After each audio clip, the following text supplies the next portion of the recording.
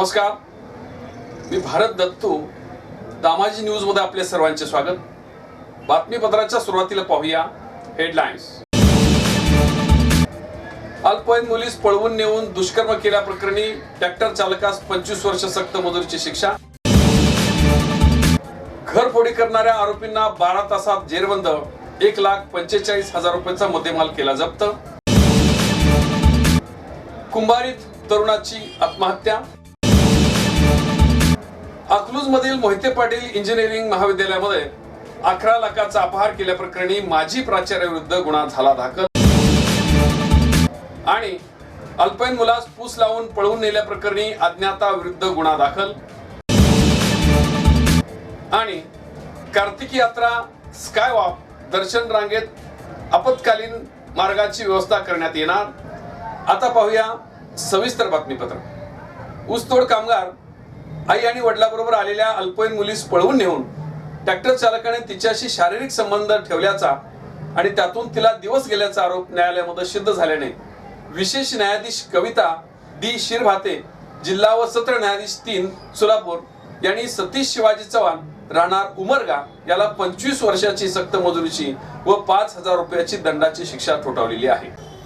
या खटल्याची पार्श्वभूमी अशी की यातील फिर्यादी हा पीडित मुलीचा वडील असून तो ऊसतोडीचा कामगार म्हणून काम करीत असतो. वळजोन पोलीस स्टेशनच्या अंतर्गत ऊसतोडीच्या कामाकरता व तो पीडितेसह आपल्या कुटुंबासमेत आला असता आरोपी त्या ठिकाणी ट्रॅक्टर चालक म्हणून काम करू लागला होता. पीडिता ही 11 फेब्रुवारी 2021 रोजी अचानक त्या ठिकाणावरून मिळून न आल्याने पीडितेच्या वडिलांनी दिनांक 12 फेब्रुवारी 2021 रोजी पीडिता हरवल्याची फिर्याद दिलेली होती.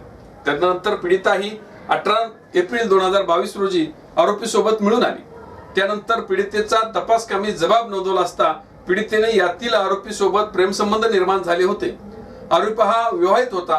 पीडिता ही अल्पवयीन होती.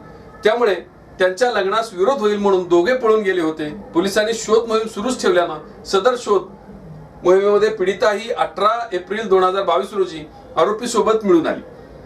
त्यावेळी पीडिता ही 7 महिन्याची गर्भवती होती. त्यानंतर तपासी अंमलदार यांनी गुन्ह्याची चौकशी करून तपास टिपून नोंदवून वैद्यकीय कागदपत्रासह न्यायालयामध्ये दोषपत्र सादर केलं. या प्रकरणाची सुनावणी विशेष न्यायाधीश कविता डी शिरभाते, जिल्हा सत्र न्यायाधीश 3 सोलापूर यांच्या समक्ष होऊन यात सरकारतर्फे ॲडव्होकेट प्रकाश एस जन्नू यांनी पीडिता ही अल्पवयीन असल्याचं माहिती असूनही आरोपीने पीडितेस पळवून नेऊन गेला व पीडितेसोबत शारीरिक संबंध ठेवले, त्याद्वारे पीडितेस लैंगिक छळ व अत्याचार केल्याचे व पीडितेस झालेले अपत्य आरोपी व पीडितेचे असल्याचं डीएनएच्या अहवालाद्वारे व साक्षी पुराव्याद्वारे न्यायालयाच्या निदर्शनास आलेला. सोलापूरमध्ये घरफोड्याचं सत्र वाढल्यामुळे चोरांना पकडण्यासाठी एमआयडीसी पोलीस ठाण्याचे गुन्हे प्रकटीकरण शाखेकडून पेट्रोलिंग सुरू झालेलं आहे. दागिने घेऊन पसार होणाऱ्या बालकाला आणि चोरीची बाईक विक्रीसाठी थांबलेला तरुण अशा दोघांना एमआयडीसी पोलिसांनी सापळा लावून जेरबंद केलेला आहे.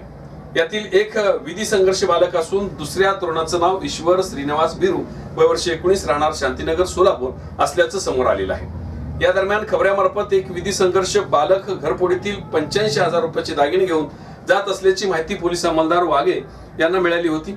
वरिष्ठ पोलीस निरीक्षक राजन माने व फौजदार विक्रम राजपूत यांना कल्पना देऊन सापळा लावलेला होता. खबऱ्याच्या माहितीनुसार संबंधित बालकाला पकडून त्यांनी झडती घेण्यात आली. यात बालकाकडे 30,000 रुपयाचे सोन्याचे पेंडल आणि 55,000 रुपयाची गंटन असा 85 रुपयाचा मुद्देमाल मिळाला. याशिवाय पोलीस अंमलदार याळगी यांनी चोरीची बाईक विक्रीसाठी एक चोरटा येत असल्याची खबर मिळाली. तिथे पथकाने सापळा लावून नमूद वर्णनाचा चोरटा तिथे आल्यानंतर सापळा लावून त्याला दुचाकीसह ताब्यात घेऊन चौकशी अंती त्याचं नाव ईश्वर श्रीनिवास बिरू असल्याचं समजलं. त्याच्याकडून 60,000 रुपयाची चोरीतील बाईक जप्त केली. दोन्ही कारवाईत एकूण 1,45,000 रुपयाचा मुद्देमाल जप्त झालेला आहे. कुंभारी घरकुल परिसरामध्ये राहणाऱ्या एका 35 वर्षीय विवाहित तरुणाने विहिरीमध्ये उडी टाकून आत्महत्या केली. ही घटना शनिवारी सायंकाळच्या सुमारास उघडकीस आली. हाजी मलंग मकबूल शेख, वय वर्ष 35, कुंभारी घरकुल असे मैताचे नाव आहे. त्याचा मृतदेह शनिवारी दुपारी 4 वाजण्याच्या सुमारास ब विभाग घरकुल येथील आनंद पंधे यांच्या शेतातील विहिरीतील पाण्यावरती तरंगताना आढळून आला. मयत हाजी मलंग शेख हा सेंटरिंगचं काम करीत असून त्याला दारूचं व्यसन होतं. शनिवारी सकाळी तो घरातून निघून गेलेला होता अशी नोंद वळसंग पोलिसांमध्ये झालेली असून या मागचं कारण समजलेलं नाही. पुढील तपास अहवालदार बनकर करीत आहे. अकलूज येथील सहकार महर्षी शंकरराव मोहिते पाटील इंजिनिअरिंग कॉलेजमध्ये 11,84,107 रुपयाचा अपहार केल्याप्रकरणी माजी प्रभारी प्राचार्य डॉक्टर इंद्रजित निवासराव यादव, सध्या राहणार पारगाव, तालुका मिरज, जिल्हा सांगली, यांच्याविरुद्ध अकलूजच्या पोलिसांनी नुकताच गुन्हा दाखल केलेला आहे. शंकरनगर तालुका अकलूज येथील सहकार महर्षी शंकरराव मोहिते पाटील इंजिनिअरिंग कॉलेजमध्ये डॉक्टर इंद्रजित जाधव हे 2 एप्रिल ते 18 नोव्हेंबर 2022 या कालावधीत प्रभारी प्राचार्य म्हणून काम करत होते. त्यावेळी संस्थेला दिल्लीतील शासनाच्या ICTE कडून 14,80,134 रुपये अनुदान मंजूर झाले होते. त्यापैकी पहिला हप्ता 11,44,107 इतक्या रकमेचा धनादेश त्यांनी संस्थेच्या नावाने बँकेत स्वतंत्र खाते उघडून जमा करणे आवश्यक असताना त्यांनी ही रक्कम स्वतःच्या वैयक्तिक खाते जमा केली. त्या रकमेचा स्वतःसाठी वापर करून अपहार करीत संस्थेचा विश्वासघात केला, अशा आशयाची फिर्याद नितीन गजेंद्र कुदळे राहणार अकलूज या ऑडिटरने नुकतीच पोलिसात दाखल केली. पुढील तपास महिला फौजदार महाडिक या करीत आहेत. मंगळा तालुका अंधळगाव परिसरामध्ये 14 वर्षीय अल्पवयीन मुलास अज्ञात कारणातून अज्ञात व्यक्तीने पूस लावून पळवून नेल्याप्रकरणी अज्ञात व्यक्तीविरुद्ध गुन्हा दाखल झालेला आहे. पोलीस सूत्रांनी दिलेली माहिती अशी की यातील फिर्यादी अव्वाबाई कोळी राहणार अंधळगाव यांचा 14 वर्षीय मुलगा दिनांक 19 रोजी सकाळी 8 वाजता शाळेला जातो असं म्हणाला होता. फिर्यादी या शेलेवाडी येथे मजुरीचे कामास गेल्या होत्या. त्यावेळी तो अल्पवयीन मुलगा घरीच होता. फिर्यादी सायंकाळी 4च्या सुमारास घरी आले असता तो अल्पवयीन मुलगा दिसला नाही. त्याच्या आजूबाजूचा शोध घेतला. त्याच्या मित्राकडे चौकशी केली. देगाव सोलापूर येथील शाळेत तो शिकत असल्याने तेथे फोन करून विचारपूस केली.